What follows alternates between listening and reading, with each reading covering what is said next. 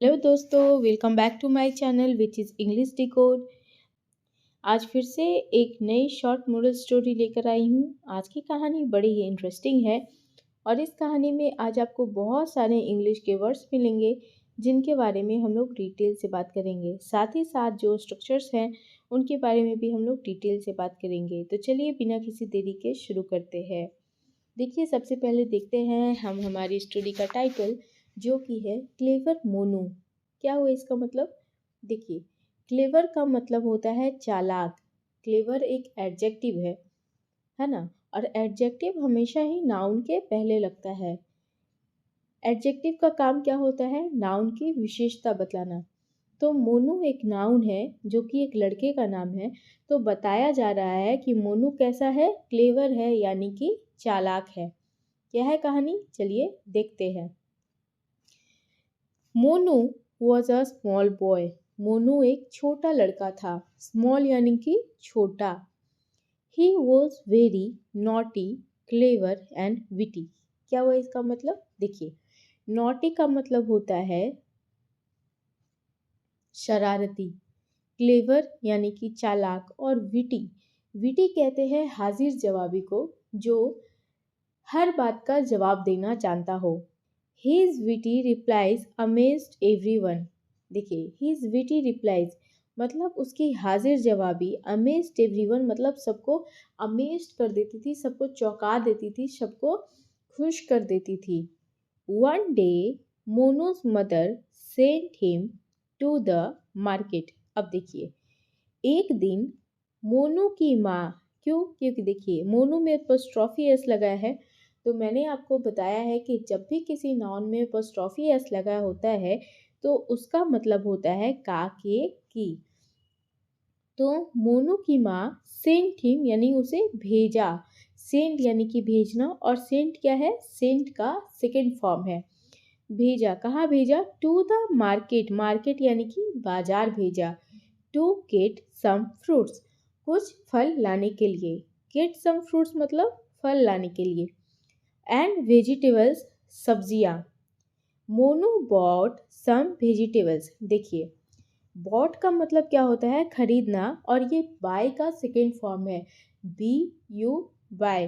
तो Monu bought some vegetables, Monu ने कुछ सब्जियां खरीदी। देन यानी कि तब। Went to a fruit vendor, फल के विक्रेता के पास गया। देखिए, वेंडर का क्या मतलब होता है? वेंडर का मतलब होता है विक्रेता।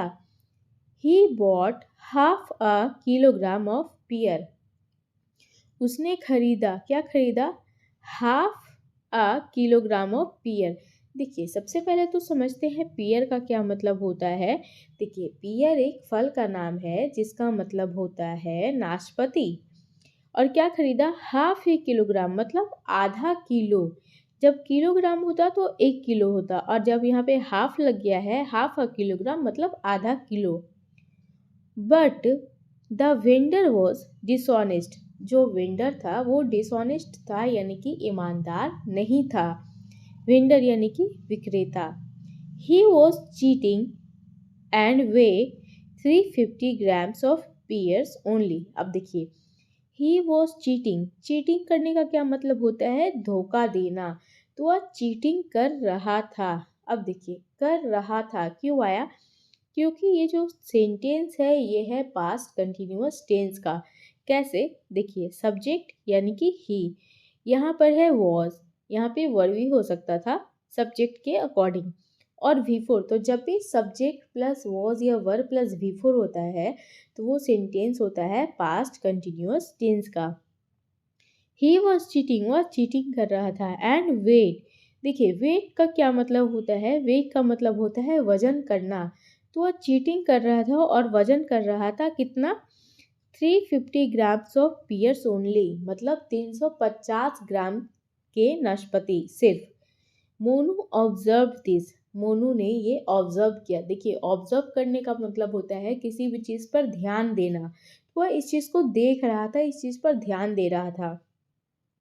एंड सेड, और कहा, these are not half kilogram of pears, ये आधा किलो नाशपाती नहीं है। these appear less, ये कम दिखते हैं। देखिए appear का मतलब होता है दिखना, तो और less का क्या मतलब होता है कम, तो ये कम दिखते हैं। अब देखिए वेंडर ने क्या कहा, नो नहीं, दे आर ऑल राइट, ये ठीक है। ऑल राइट का क्या मतलब होता है ठीक।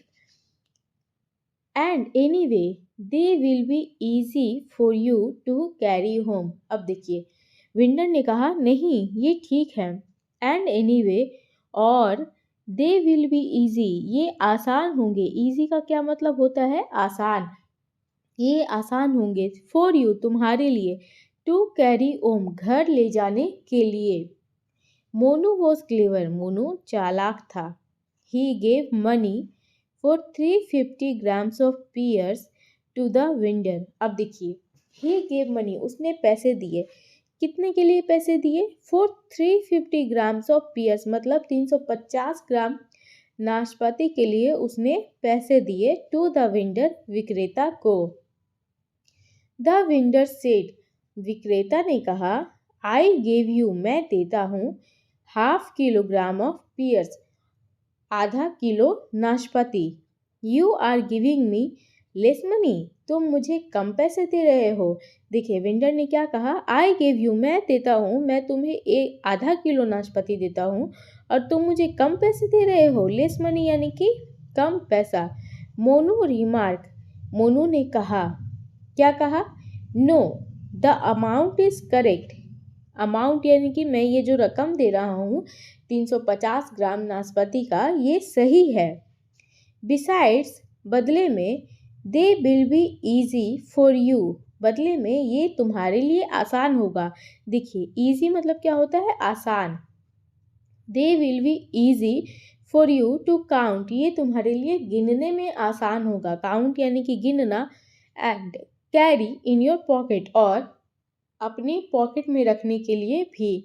The fruit vendor was amazed, fruit vendor amaze हो गया यानी कि चौंक गया उसकी बातों से।